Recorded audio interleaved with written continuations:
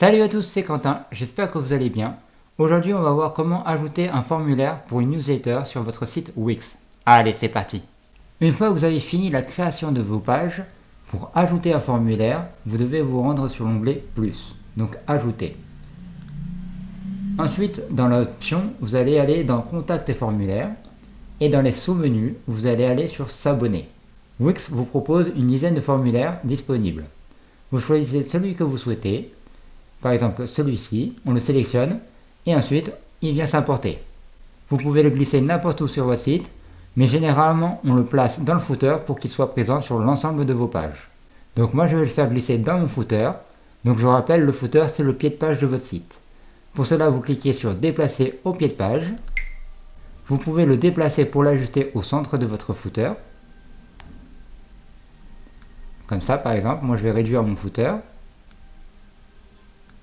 Voilà. Là, je le centre bien. Et puis après, vous allez pouvoir designer donc votre élément. Pour modifier les designs de votre formulaire, vous devez sélectionner donc l'outil pinceau qui représente le design. Et là, vous allez pouvoir donc utiliser le design que vous souhaitez en cliquant sur personnaliser le design. Dans un premier temps, nous allons commencer par modifier les champs. Donc, on clique sur l'option champ. Et puis, on va commencer par changer sa couleur. Pour cela, on clique sur couleur, on va donc sur le petit carré en blanc ici, et on va pouvoir choisir la couleur qu'on souhaite. Par exemple, si vous voulez mettre un fond en vert, vous n'avez plus qu'à sélectionner la couleur verte. Si en revanche, vous ne voulez pas de fond, vous sélectionnez fond blanc. Ou alors, si vous avez déjà un fond sur votre footer, vous baissez l'opacité à 0 ici, et vous n'aurez pas de fond. Ensuite, vous allez pouvoir modifier les contours. Pour cela, vous allez sur bordure, et vous choisissez donc la couleur qu'il vous faut. Par exemple, si je veux du vert, je sélectionne mon carré en couleur et je viens sélectionner du vert. Nous allons faire la même chose ensuite pour le texte. Donc on vient se placer sur l'icône T, donc texte, et là on vient modifier ces deux champs-là. Dans un premier temps, donc la couleur du titre, qu'on vient placer en vert, et ensuite donc l'opacité et les couleurs requises.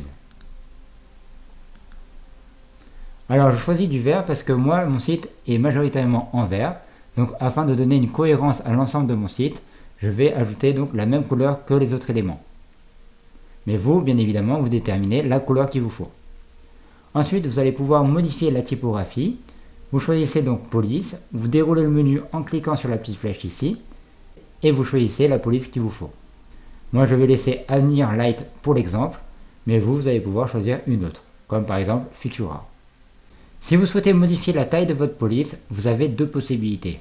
La première est de jouer avec le curseur. Si vous voulez augmenter la taille de votre police, vous glissez le curseur vers la droite, comme ceci. En revanche, si vous souhaitez diminuer la taille de votre police, vous déplacez votre curseur vers la gauche. Pour ce qui est de la deuxième possibilité, vous double-cliquez dans la case ici, et vous rentrez la valeur que vous souhaitez, par exemple 12. Et après vous faites entrer avec votre clavier. Si on descend un petit peu dans les menus, vous allez pouvoir mettre en bold ou en italique, donc en gras ou en italique. Et puis après, vous allez pouvoir changer la couleur d'espace réservé. Donc ici, on sélectionne la couleur rouge et on vient choisir donc du vert, pour mon cas. Et ensuite, la couleur de 2D. Moi, je vais le laisser en bleu foncé. Vous allez pouvoir aussi changer donc ici la typographie concernant les espaces de couleur et puis sa taille. Maintenant, si on fait retour pour aller sur les autres menus, on clique sur le bouton retour. Et puis on va pouvoir changer donc les boutons envoyer. Donc on sélectionne ce champ. Et là, comme tout à l'heure, on va modifier dans un premier temps la couleur. On clique sur le carré en couleur et on le passe en vert. Soit on décide de garder l'opacité à 100%, soit on le diminue. Puis ensuite, on peut modifier donc les bordures en sélectionnant bordure. On passe les couleurs rouge en vert. Et puis après, on peut ajuster aussi la largeur de vos bordures. Pour ce qui est du texte, on sélectionne texte, donc l'onglet T. On choisit sa couleur si on veut la modifier. Donc là, j'appuie sur le carré en blanc et je choisis la couleur que je veux. Moi, je vais la laisser en blanche, mais vous, si vous voulez une autre couleur, vous n'avez plus qu'à la sélectionner. Si vous avez une couleur bien particulière et qu'elle n'est pas présente ici, vous allez aller sur l'onglet Ajouter une couleur. Et soit dans la palette ici, vous choisissez la couleur qu'il vous faut, soit vous rentrez le code hexadécimal. Pour pouvoir faire ceci, vous double-cliquez donc dans cette case et vous rentrez en faisant un commande V votre couleur. Ensuite, je vais faire un retour et puis je vais modifier donc l'arrière-plan de mon formulaire. Je vais commencer par son opacité et sa couleur et je vais diminuer donc moi mon arrière-plan à 0% pour l'opacité. Si vous souhaitez garder son opacité, pas de souci. Et si vous souhaitez changer la couleur, vous cliquez comme tout à l'heure sur le carré. Une fois que vous avez terminé de designer donc votre formulaire, vous allez pouvoir passer aux paramètres donc de ce dernier. Pour cela, il suffit d'aller dans Paramètres du formulaire. Concernant les paramètres donc de votre formulaire, Wix vous propose plusieurs options. Dans un premier temps, vous avez Principal où vous allez pouvoir gérer vos abonnés via un tableau. Donc on verra ça juste un peu après. Ensuite, vous avez les paramètres. Donc dans un premier temps, vous allez pouvoir changer le nom de votre formulaire. Vous allez pouvoir gérer les notifications d'email, les tableaux des formulaires reçus, la limite d'envoi du formulaire, les saisies automatiques. Après, vous avez donc les messages d'envoi. Donc vous allez pouvoir ou donc afficher un message de confirmation à vos visiteurs, un petit peu comme ici, donc merci pour votre envoi. Ou alors vous allez pouvoir rediriger vos visiteurs sur une page externe, comme une page de remerciement ou un lien pour télécharger par exemple un e-book. Vous allez pouvoir donc modifier le message, merci pour votre envoi, et vous allez pouvoir déterminer le durée d'affichage. Ensuite, vous avez la partie paiement. Donc là, vous allez pouvoir accepter des paiements via votre formulaire. Donc d'ailleurs, je ferai un autre tuto si vous êtes intéressé dédié à ça. N'hésitez pas à me le dire dans les commentaires si vous êtes intéressé. Et moi, je ferai un tuto un peu plus tard juste pour ça. Après, vous avez les conditions. Donc c'est les conditions générales du site. Donc il s'agit de la loi RGPD. Si vous ne connaissez pas la loi RGPD, je vous invite à aller sur Google ou un autre navigateur pour voir ce que c'est. C'est quelque chose d'obligatoire et c'est assez important. Après, dans l'onglet suivant, vous avez les contacts. Donc là, vous allez pouvoir déterminer les champs. Après, vous avez l'automatisation. Donc là, par exemple, vous allez pouvoir créer des formulaires d'email de remerciement. Vous allez pouvoir créer une nouvelle tâche ou encore envoyer un message dans un chat. Vous avez aussi la partie email marketing où vous allez pouvoir donc créer des emails. Et ensuite, vous avez l'assistance en cas de besoin. Donc si vous avez un problème, vous pouvez toujours aller sur l'assistance Wix pour pouvoir avoir de l'aide.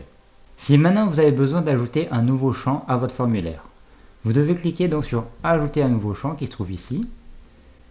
Et là, on vous propose donc plusieurs options. Dans un premier temps, vous allez pouvoir ajouter par exemple le prénom ou encore le nom de famille. Vous allez pouvoir ajouter aussi un reCAPTCHA, donc l'email, mais généralement ça c'est déjà présent, un numéro de téléphone ou encore une adresse. Afin de faire un formulaire conforme à la loi, vous allez devoir ajouter un champ. Le champ est case à cocher. Vous le sélectionnez et ça va s'intégrer automatiquement à votre formulaire. Il s'agit d'un champ obligatoire qui permet d'accepter les termes et les conditions de votre site. Si vos visiteurs veulent s'abonner, ils doivent cocher cette case pour pouvoir accepter donc les conditions de votre site. Si vous souhaitez repositionner ou déplacer certains éléments qui se trouvent dans votre formulaire, vous double-cliquez sur l'élément en question et vous le déplacez à l'endroit voulu.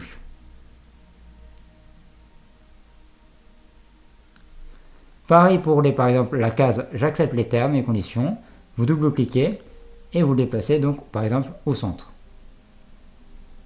Si vous souhaitez modifier le texte j'accepte les termes et les conditions, vous double-cliquez dessus et là vous allez pouvoir ici modifier donc votre texte. Vous double-cliquez encore 2 fois dessus et là vous changez la phrase.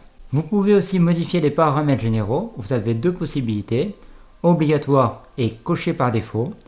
Si vous choisissez donc l'option obligatoire, ça veut dire que le visiteur ou vos visiteurs seront obligés de cocher la case pour pouvoir donc s'inscrire à votre newsletter.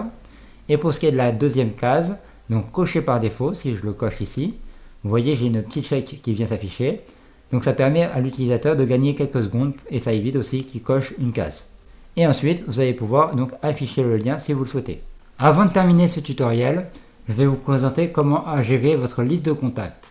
Pour ceci, vous allez retourner sur Paramètres, puis ensuite Tableau de bord. On va vous l'ouvrir dans un nouvel onglet.